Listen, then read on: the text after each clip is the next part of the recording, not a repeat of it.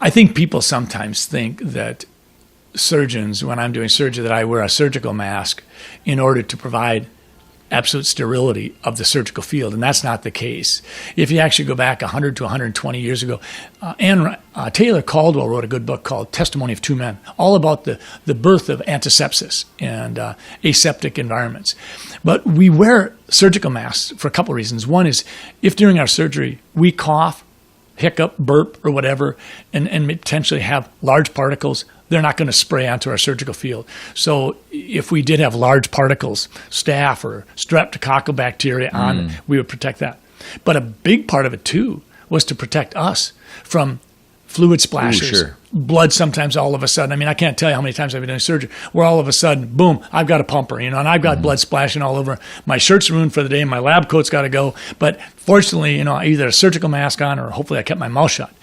There are many times I've had to step out of surgery and go wash my eyes out and because something got in there. In the emergency room, you have someone all of a sudden, you revive them, and the first thing they do is throw up in your face. Yeah. It's a good idea to put a surgical mask on and wear glasses or goggles. So I think sometimes people had the wrong impression. They thought surgical masks did more than they do, and so they thought, well, I'll have a cotton mask.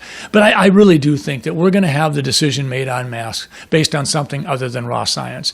I think that if we wanted the best science, I would go back the last 10 years. Look at science that was done without, if you will, a preconceived notion. Because right now, doctors and scientists do get caught up in this whole political discussion.